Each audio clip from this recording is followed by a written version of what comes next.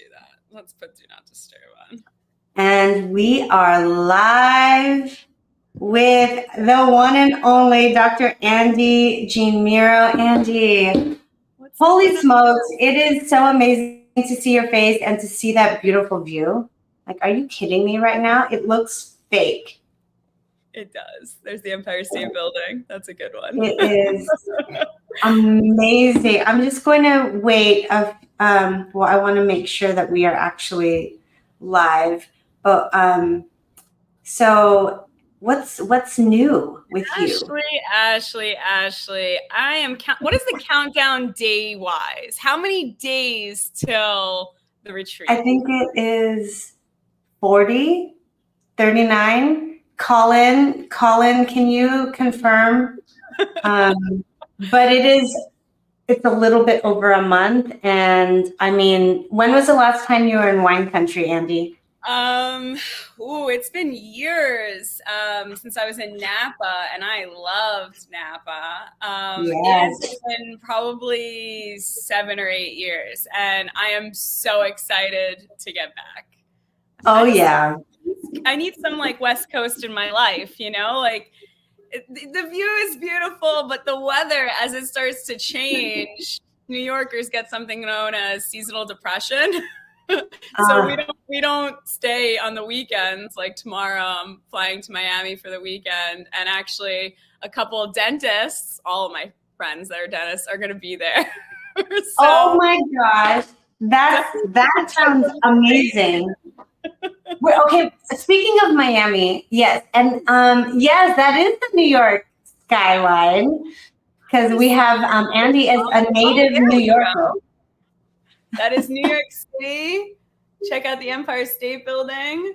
This is my thinking nook. This is where I sit and I come up with my master plans. I love it. Your master plans at taking over the universe. I love it. I mean, someone's got to, right? Oh, yes.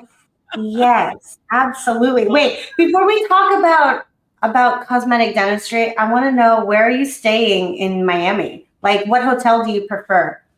I'm a one hotel bougie, BITCH, and I love it there. I have a former patient who is a great friend of mine who always takes care of me when I go. So I'm just excited for like a massage and like a pool and some warm weather. Like, I just feel like it's needed every once in a while.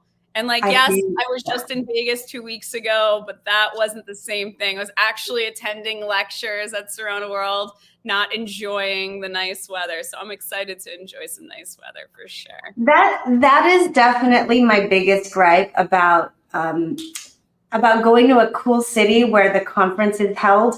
You don't actually get to see the city or the hotel usually, because those conferences are jam-packed with the best speakers, which is amazing.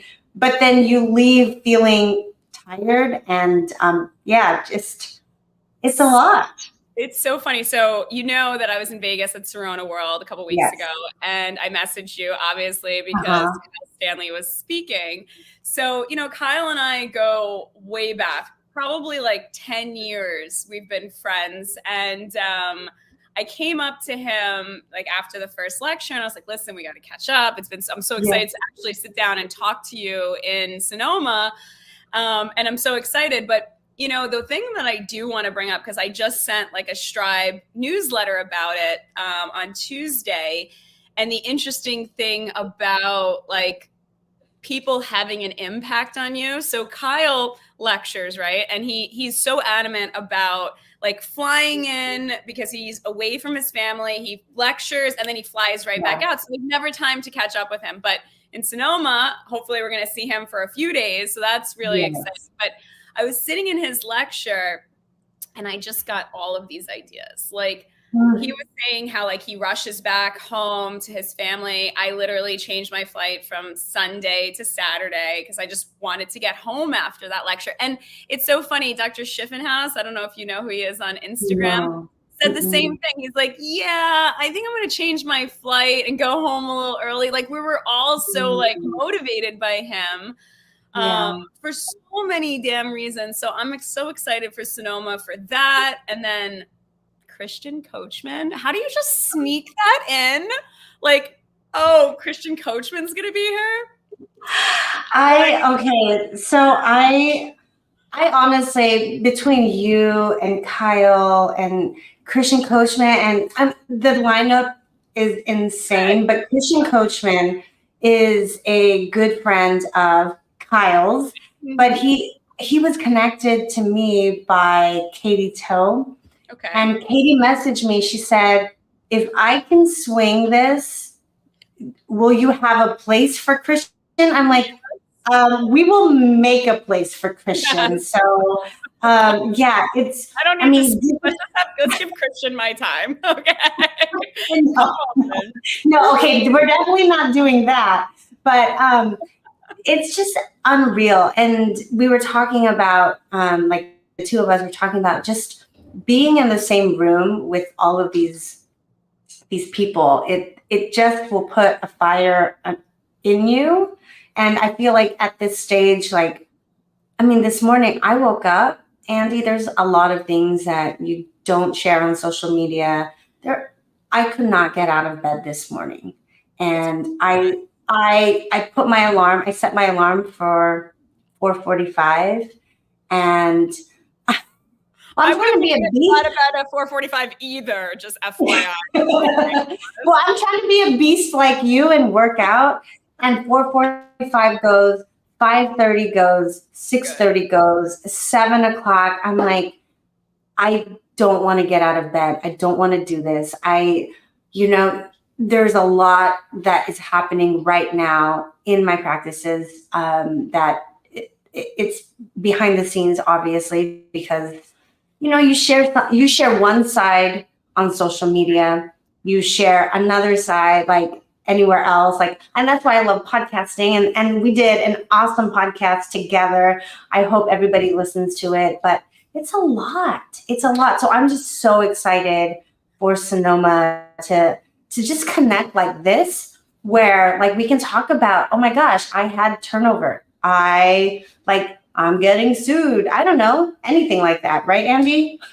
I think like it's so funny to me because people, and I think I'm not doing a good job having this conversation, I feel like, because I feel like people think my life is so perfect and so like amazing. I mean, this last year, I feel like it's almost killed me. Like, it has been a really freaking hard year. And of course, of all the days that you wanted to do this, today is the anniversary of my dad's passing. And so I was just like, you know what? I am going to get out of bed this morning. I am going to go to the gym and work out with my trainer. I'm going to get ready and I'm going to put makeup on and I'm going to show up because of those reasons. Of course, because I felt like such shit this morning when I woke up. And there's so many things that add to it. And like you mentioned, turnover. And, I'm glad that this is a safe space to feel like I can complain. I feel like people get like irritated when you complain or you bitch about something, but you know what? Shit is going on and like I'm having a hard time. Like I don't know how else to put it. Yesterday I walk into work and I get word that my assistant quit. And I'm like, my assistant? She's great. Like, she treats the patients well. She takes care of me. I take care of her, I thought, and she's going through a lot and I understand. And she has a lot of issues in her family. And I get it. I get people live lives and like they sometimes have to leave us, but it hurts, it's hard, I know you were telling me a little bit about what's going on with you. Like, tell me as much as you can tell me. Like, I mean, you have 2 practices. Like, I get you have a lot on your plate and you still make time for things like this. Like, do you ever cut yourself some slack? Honestly, it is in your face. It's always, and even if I'm not in one practice or the other practice, and if we're not planning the retreat or trying to podcast and provide content and what's happening, when I'm with my kids, it is me still being in my head. Like, I can't shut it off. And it's I don't know, is it a sickness? Do I need to be medicated? Like, every day I'm like, do I just need drugs? No, you don't. You need coffee and you need people in your life that are going to help you do all the things that you need to get done. And that's the truth. Like, I think, you talk about working out and like getting up early. Like, I had a hard week this week working out. Like, I didn't want to be there. I didn't want to be working. I was feeling like shit. Like, I just didn't want to do it, but I woke up and I did it, and I feel better that I did it. But at the same time, like, we are just high functioning people, and it's okay to like not be. And like, that's a hard thing to digest as a high functioning human being. Like, I can do it all. It's like, oh yeah, I could do it all and have a nervous breakdown at 35. Yeah, I could do it all. Right. But it's true, like, I just feel so bad. Like, you seem so like, I see you, like, I see you. Right. And like, I know you're going 100 miles an hour, and it's sometimes hard. Like, talk about your week, talk about something. Like, we don't have to talk about dentistry, we can talk about anything. What is bothering you? What is your biggest problem? Maybe I can help you, but I don't know if I can. Let's see. What's your biggest problem that you're having right now? It's not getting amazing lectures to your retreat, because you did that. It's definitely not that. We are definitely winning on so many levels in that regard. Like, I still can't believe it. But I mean, this is I'm glad nobody really is in this group that's on my team except for Judy and Colin. But I've had 3 people turn over in the past month. And my office, the second office, just opened like 2 months ago. And you will quickly find out where loyalty, or I think loyalty is a good word. Like, the right people in the right seats on the bus, right? And change is hard, and change is a lot harder for some people than others. And growing is never easy. Like, there's always a mourning period involved. There's a sense of loss, because we took this big, amazing team, and now I separated them. So now they're in 2 different practices. And then not only that, but communication was breaking down, and systems. Like, running 2 is definitely not the same as running 1. And I'm sure there's a little bit of resentment for the brand new shiny object, which is the second location. And yeah, it's a lot. And this season of growing has challenged me to my core. And I've gotten messages from just docs who I've connected with on social media, and it's like, it's so amazing, the practice that you have. Like, it's beautiful and all of this stuff. And I feel it. I feel like, yes, when I walk in the door, it's such a moment of gratitude. Like, I can't believe that it's here. But at the same time, so much is happening that is making me not fully able to celebrate that accomplishment. Yeah. So, well, that is so hard. Like, this is such I think I can relate to it too, but this is such a hard period, right? Because you're doing something amazing, right? You built an entirely new practice from scratch. Love, sweat, and tears went into that, right? And this is your new baby, right? And I understand from a teammate, just from an outsider looking in, I don't think jealousy is the right word. I think envy. Like, people want to be next to you, right? And like, they want to be with you at this new place, but obviously you have 2 locations and you need to make people happy in both locations, right? And I think I suffered a lot with this when my former boss would open new practices, right? He would open the shiny new practice and then like take staff there, and I would be like back, and I'm just like, oh, like you want me to celebrate when you leave? Like, okay, great. I have more chair time and I can see more patients, but like I want to be in this shiny new thing. Like I thought I was your number one, right? But the truth is, and it was hard for me to see at the time, is I was where I was supposed to be because I was supporting the practice in the and being the face of the practice in that practice that he was leaving.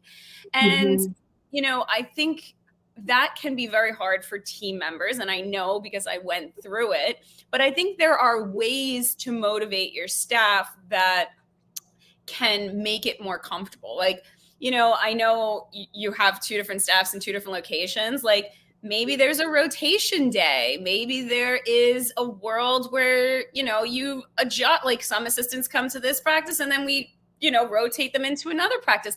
There's so many ways. And I think you're going to find the best way that works for you in time. And it's unfortunate that like some people have walked away or moved on. And I get it. And I understand how hard it is to train somebody that you trust in the room with your patients that you've worked so hard to get that patient into the chair, and it can all go away by the wrong person sitting next to you being your teammate. And people don't talk about that. You talk about cheap labor and you talk about like, oh, just needing a warm body in the chair. No, I've had assistants say the wrong thing that completely turns a patient off and walks away from the practice. And words, you know, like it's crazy to me. It really is. It is. I mean, thank you for sharing that, because I mean, yeah, to hear your perspective, because you were on the other side of the coin. And do you mind sharing where you worked, Andi? Because that was. So I worked for 7.5 years at Cosmetic in New York City. And it was my first job out of dental school. And I lived and breathed the cosmetic dentistry that would come out of that place. And that was a hard thing because obviously my former boss, Dr. Mike Appa, who I have nothing but admiration for. Like people have to understand, like, although I'm not working for him, he was my mentor and has taught me and given me so much. And I think this year of like not working there has really opened my eyes a lot to different opportunities, obviously like growing Strive and like growing my continuing education, practicing a little bit less and like seeing less patients this year. It really did allow me to see a lot of the things that my former boss was telling me and like really opened my eyes. And I think because I had worked in the same place my entire career, I was really blind to it. I was kind of jaded to all the things that were going on. I thought patients just walk in and spend that amount of money, right? Like that's what my whole life had been, right?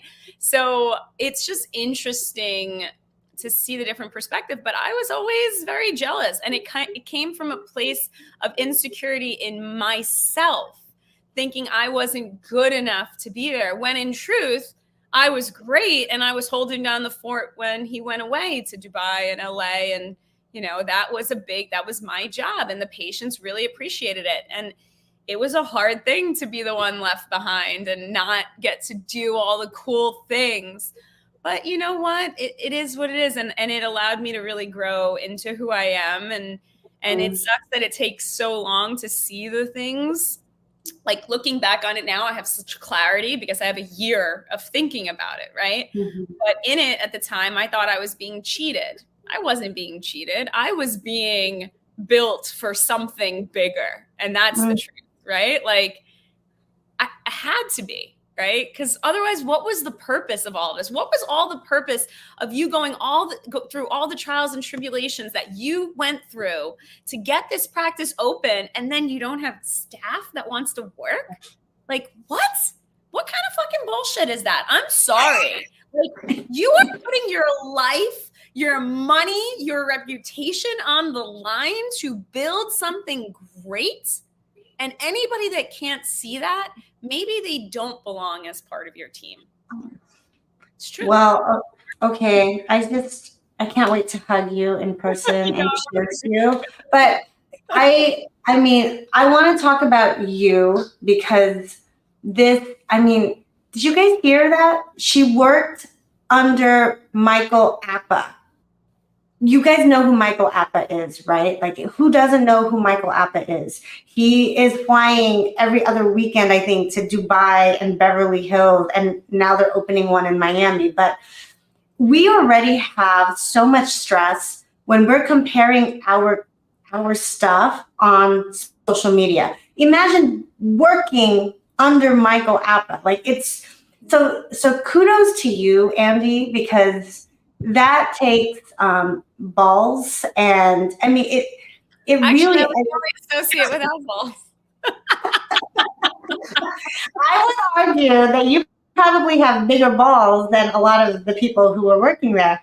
Yeah, and we have not been drinking yet, so this is just Oh my God, us. we have to go live from that dinner in Sonoma. The Instagram We will explode. That'd be so good. It is. It's going to be amazing. But you are freaking like to train under that, to work in that kind of environment where expectations are just next level. Can you talk about?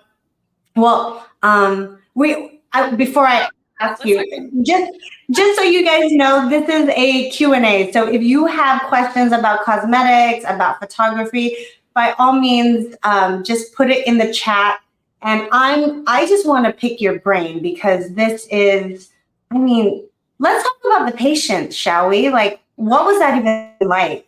All right, you want to talk about the patients? Can you see it up here? There's a bunch of grays like right here. I'm not going to say her name on Facebook, but I named it after my patient. So I'm like, hey. No, so, the patients, it's an interesting thing. You can have amazing patients that completely turn themselves over to you, and they're like, here, like, do what you do. Those are my favorite patients, right? Because I can really like shut out all the noise. I can really do what I see for them, right? Like, no budget, no this. Yeah. I got a few of those in the last month, which was amazing, right? But then there's the other side. There's the seemingly normal, I think I can execute this case. I think it's not going to be that hard. Maybe the person will be a little difficult, and then it just explodes, right? Like, where you get them into temporaries and they're unhappy for whatever reason, whether it's justified or not. How do you deal with a patient who is unhappy, and how do you get them to that point where they're happy so they can move forward? And I think it's something that a lot of dentists struggle with when they're doing cosmetic dentistry, because the expectations are so much higher. And obviously, if you make a mistake, or if you are doing something and they don't like it, unfortunately, we have platforms like IG and social media and TikTok that, you know what they'll do? Go online and destroy you. And it's like, I tried my hardest to give you what you're asking me for. I can't make you look like Kim Kardashian. I can't make you look like, name another beautiful celebrity, what you call Margaret Robbie. I can't make you have that. I can give you those teeth, but it won't look right on you. And so a lot of it, and thankfully, I feel like I'm talented enough to be able to navigate it and appease patients, but it's not easy. So how do we get them happy? Obviously, I think, to me, like, getting my temporaries to a point where I think it dictates or really fully shows a patient what they are going to look like, down to the line angles. I think that really creating the right shapes in the temporaries and spending time on that is the hardest thing sometimes, because it's obviously difficult to do, but also, like, it allows me to get a patient's feedback. But sometimes patients don't even know what they want. Okay. Right. They'll tell me like, oh, I want them straight across. I'll make them straight across. And I'm like, oh, that doesn't look so good. I'm like, no shit, that didn't look so good. Otherwise, I would have designed it that way. And that is so hard is you're coming to me because you saw something on my social or you met a patient of mine that you like their aesthetics. How do you think I got that patient happy? It was my vision for what they should have that got them to the point where they have a great smile. It wasn't that person coming in and telling me, I want these teeth, copy them, you know? So patients can be incredibly difficult, and they can make you have a great day, or they can make you have a absolutely miserable day, week, month, minute, hour, second, where you feel like the whole world is crumbling down on you. And like, this is why I'm so glad that Kyle is having this conversation. Like, I feel like I had a freaking epiphany last week when I was at that conference. Man, I am struggling to keep this shit together. And like, it is not easy. It is a lot of work, but I want to do it. Otherwise, I wouldn't get out of bed and do it, you know? So yes, it's hard to appease these patients. It's hard to make them happy. But at the same time, I think I get a sense of appreciation when I do get them to that finish line and they're happy. And for some patients, it never happens. I'm going to be honest with you. Sometimes I look at a patient and say, listen, I have tried my best. I can't do this for you. I'm going to either leave you in your finals, or I'll take off the finals and put you back in temporaries. You can seek it. I'm going to give you your money back. You can find somebody else, because this is toxic, and we are not going to be able to get you to the final result. And I think the interesting thing, obviously, from watching my two mentors, Dr. Appa and Dr. Larry Rosenthal, they both dealt with patients in very different ways. So I tried to find and be a mixture of like the right amount of sternness with passion and empathy, but it's hard, you know, and not everybody's going to be happy all the time, you know, and that's okay too, you know. Just figure out how do you end that relationship is the hardest thing. And sometimes you have to get lawyers involved. Sometimes you have to give somebody their money back. These are, you know, I don't think a heart surgeon ever says like, hey, that heart surgery that we didn't really work. You're going to need a second one. This is the cost. But actually, it was my fault. So I'm going to give you your money and we're going to do this for free. Never. Never. Plastic surgeons, they charge you for the surgery again. So why is it that as dentists, we have to refund a patient if they're not happy? Whose fault is it that they're not happy? Right?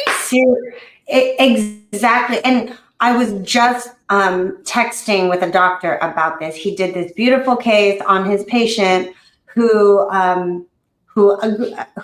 consented. She liked it, cemented it. Now is literally took an arch shot with her iPhone, an arch shot, and said, this tooth is not quite in alignment. I'm like, bro, any patient who takes an arch shot, just refund it and move on. Like, it is.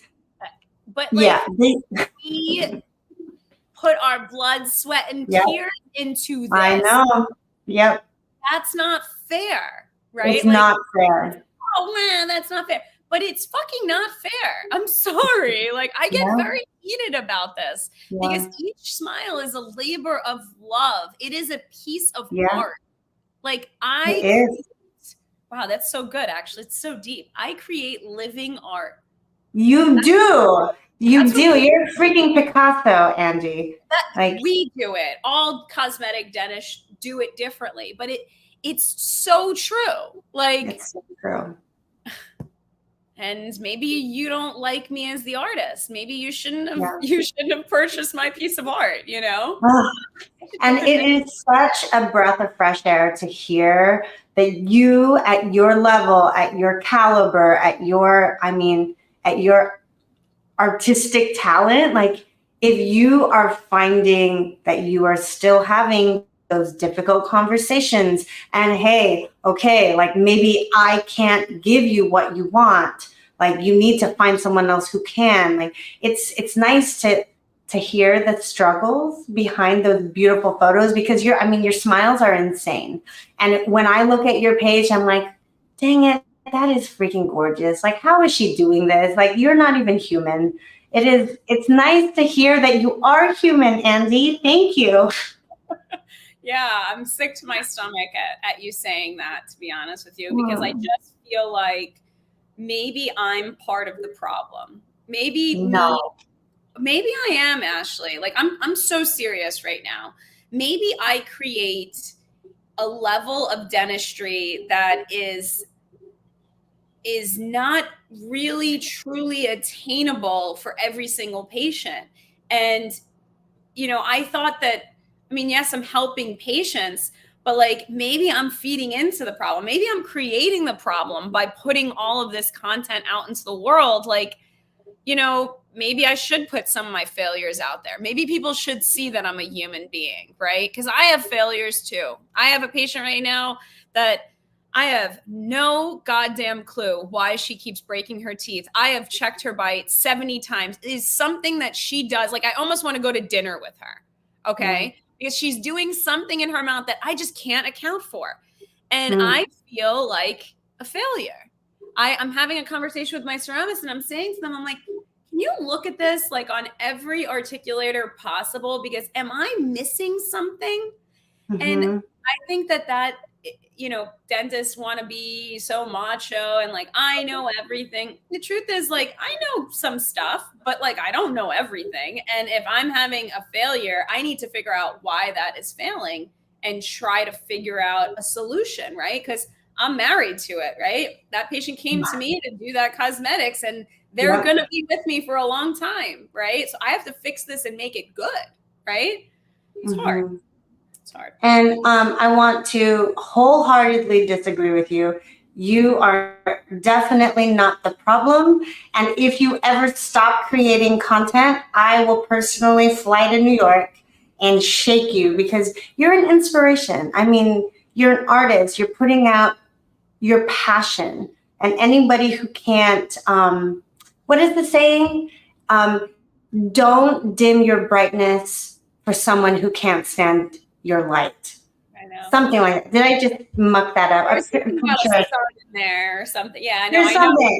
the quote, though. That's a good one. No, you are, you're doing incredible things, and it's so inspirational. And I love that we get to see this side of you, but I don't think that your Instagram platform is the right platform to talk about your failures, because that's where your income is coming from. Right. Those are where the patients are coming from. You don't poop where you sleep. Right. Sleep. No, 100, and that's ruining all the sayings.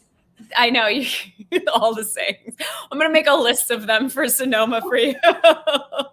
I don't see what the names are, just as Facebook user, but that quote that just popped up, it says sharing your failures in these intimate settings with other doctors is really key. And like, you ask me, you send me, I am very honest about my life, probably more honest than I need to be with complete strangers. I love it. I just think it's a conversation that we need to have more. And I think Kyle really opened my eyes.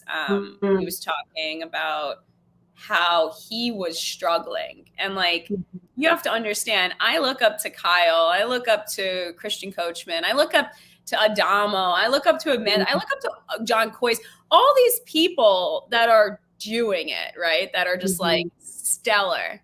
And I look up to them, and if he is saying he's struggling, then there's a lot of people that were struggling. I'm telling you. And I've never been open about it, Yeah, 100%. And we're actually going to have Kyle here on a Facebook Live next Thursday. So tune in for that. It's going to be an amazing talk that you're going to share with us, because we started out talking that this was going to be a cosmetic dentistry forum, but since we don't have specific questions about the cosmetic, everyone just seems to be relating to the struggle, the burnout. Let's talk about, what are you doing for play these days besides Miami? Like, what does Andi do to shut it off? Because you told me something on the podcast about your phone. You specifically don't look at it. Yeah. So this is my biggest thing. I have a do not disturb that's set into my phone. So it automatically turns on from 11 o'clock at night to 11 o'clock in the morning. And I try my very, very best to not look or respond to my text messages before 11 o'clock. I think it just allows me a minute to like get my mind right for the day, get the gym in, get to work, get my coffee, like, and then we're going to have these conversations of all the fires I need to put out. But, you know, that has been something that has really changed, I would say, the last 6 months or so of my life. And I think I used to be like so super available. And I think sometimes just not being as available to everybody is okay. Like, I'm constantly sending people voice notes and recommendations, and I love doing it. Don't get me wrong, but it can be exhausting. Like, somebody messaged me at like 12:30 last night. I looked at it. I'm like, I can't answer this right now. It's 12:30 at night, guys. Like, no, you know? So that's a big part of it. Obviously, the working out has been great. I lost, I think it was like 45-ish pounds. So I know, but that's a constant struggle too. It's like, oh, do I want that piece of cake or do I want to be skinny? I don't know. It wins sometimes, guys. The cake wins sometimes. It's the daily question for me. Usually it's always a yes. It is. And then like, I was so jealous. People were at Starbucks and getting coffee and like these like loaves. I was like, I'll have a little caramel drizzle, just a little bit. And that's like my treat for the day. And I'm so proud of myself. Like, you know, that's been a good part of it. Obviously focusing on just some Strive stuff and like having a business and like, did I ever think I was gonna be a business owner, like an online business? That's been so fun. I was like talking to a few people this week about different ideas of things that I can create for Strive. And some of the best ideas just come to you from conversation with other people. And I think that's so cool. I think Tommy Lawler I saw him in Vegas last week, and he was like posting about something about like a thing to clean or place the veneers. I was like, oh man, it would be so cool if that brand's thing and this brand thing, and then they came together and it had a cover. And like, we're talking about this in DMs. He's like, this is a great idea. I was like, I know this is a great idea. I should make it. You should. Yeah. Let's, I want to ask you, because I mean, talk about international superstar yourself. You were just in London teaching with Rodri Thomas. Let's talk about Strive, and let's talk about the courses that you're offering and what it looks like, because it's like a 2-day course. Yeah. So, you know, obviously Strive was born through the pandemic, right? It was a byproduct of me sitting at home, me and my partner Elon sitting at home, and like, he's in Miami, I'm in New York. We're trying to figure out, like, we're seeing all this social media, like everybody's lecturing on Instagram. And I just thought it wasn't the place. I thought, like, we're professionals. If we want to have these conversations, like, it's good for platforms like this, right? So I wanted to create a place where, because we're all sitting at home, we can get amazing lectures from all over the world to give CE courses. We became accredited by the AGD, and we're able to issue CE, which if you've done that, you understand the process of like 700 pages of like paperwork. It's crazy. Yeah. Obscene. But we did it. We got approved. It was amazing. And then as the pandemic started to die down a little bit, we started to transition to master classes. Kind of think of like literally a master class. And that's what I wanted to create for cosmetic dentistry. So we created Details, which is the masterclass that I teach for 6 hours on demand. And it's spectacular. And I put my heart and soul into it. And then people wanted to do in-person courses. So Rod, who also teaches all over the world, we've taught together before, photography. I basically said to him, like, this is my idea. This is what I want to do. When I was out at Koi's, like Koi's would open a drawer and like you'd have the models and stuff like that. So I was like, you know, I'm going to document this a couple cases from start to finish with all the digital models, all the digital scans. And we're going to be able to do this where they have my physical patients that I've treated, the initial models to be able to mock them up. They have the prep models to be able to make temporaries. They have type-it-ons, which I'm working on right now, creating type-it-ons that are in the shape and position of my patients' teeth, which is going to be next level. They're not just straight teeth. I know, I'm so excited about it because it's like a 7-month process and we're almost there. So it's so cool.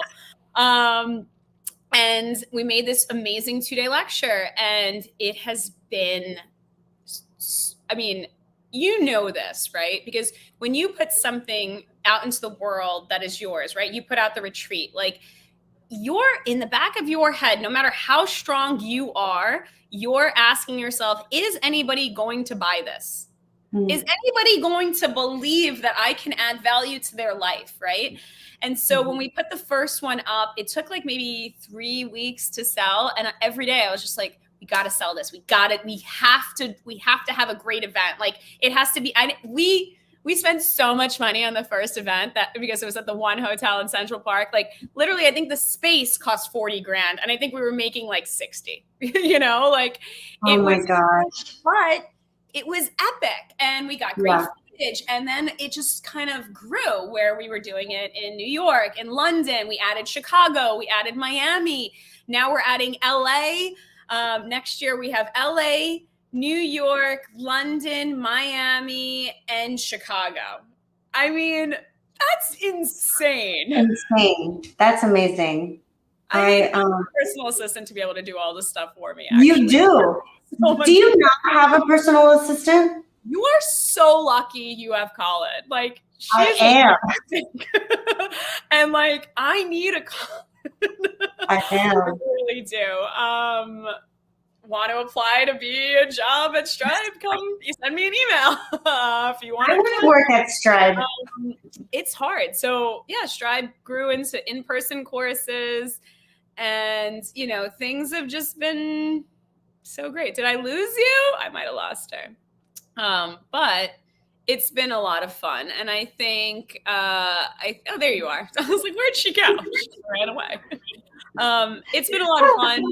Obviously, we made, I didn't even talk about the kits. So we made the photography kit, which is basically a box. I got so angry at like giving so much business to PhotoMed, because people would text me like, what do I need to get? And I'd be like, go to PhotoMed. And so then I just created all of the instruments that I use. I sourced them all. We created them all, and we created the box. And that was an amazing thing. I can't believe even now, like, how beautiful it looks, how nice the products are. We made bouncers. I'm working on like 3 or 4 other products right now. So hopefully we will have more things in the future. But I don't think you sleep, Andi. Do you not sleep? I think even when my eyes are closed that I'm not sleeping sometimes. Like, I feel like a vampire. I don't know. We need to get people from this group over, and we'll just have the making of Stripe. Like, we'll have a course where all of the members are the course. Because I need to get your dates, because I want to take it either in, I want to go to New York. I want to see you in New York or London. I really do want to go. I mean, London. Oh my God. We just did a course at the Lanesborough Hotel, which like Rod was so excited. By the way, just side note, Rod, have you ever met him or no? I don't think you have. No. I tried to get him to come to the retreat, but he is teaching. Okay, this is Rod's schedule. Ready? He's flying in. He's teaching at Cosmetic Thursday, Friday, and then he's teaching with me Saturday, Sunday. Then he's flying to Toronto, and he's teaching Art of Resin, his course, the following Saturday, Sunday. So I was like, just come from Chicago to Sonoma with me. And he's like, I have to teach in Toronto. And then I go back and I go to Ireland. And I'm just like, dude. Oh my gosh. You're an animal. I don't even know. Like, that's 6 days of teaching in 10 days. That's wild. That's so fun. It's insane. Like, that sounds like Christian Coachman. Like, just getting him on, so we're doing a Facebook Live with him next Tuesday at 9 a.m. our time. And we're like, hey, can we do it at like 3 p.m. Pacific Standard Time, so we get more people to watch it after work. And they're like, yeah, he's in Madrid, and that's like at 2 a.m. their time. So he does Madrid, Sevilla, Rome, Harvard, Miami. He's like everywhere. Wild. He's actually, I heard that he's doing another course, and I actually want to attend it. I think I'm going to get a ticket actually and go, because I think it would be great. Coachman and Appa in Miami, like digital versus analog, like that's going to be spectacular. I want to see it myself, you know? So I mean, that man's a machine. What happened to you? You keep knocked out. This camera's like, you talk too much. Let's get you off. No, okay, I think that's my sign that the technology is like done with me. But Andi, you are amazing. I cannot wait to see you in Sonoma. I can't wait to hear you talk about your whole like story, especially your breakup with dentistry for those few months. And we're gonna dive deep into that. And you're just crushing it. And I can't wait to just be a part of your inner circle. And it's to be in the same room as you and the other amazing speakers is still a pinch me moment. So thank you for being a part of Sonoma. Talking at your conference, that's pretty badass. That's pretty badass. I have to say. I couldn't get Christian Coachman to talk at my conference. That's pretty freaking awesome. I'm so hyped. It's going to be so much fun. It really is. You haven't gotten your ticket and you are sitting here watching us fools. Just imagine us fools with a little bit of wine, and that's what Sonoma might be. Oh man, and we have it's going to be so much fun with the best food and wine, and the vineyards we've chosen are stunning. So come hang out with us in Sonoma, and thank you guys for watching, and thank you, Andi, for spending your Thursday with us, and I can't wait to see you in like 40 days. 39 days. Oh my God, we should start an IG countdown. Let's do it. I'm going to do it right now, actually. Let's do it. All right, Ashley, always a pleasure. I will see you so soon. All right? Yes, I cannot wait. Thank you so much. Bye Andi. Bye, guys.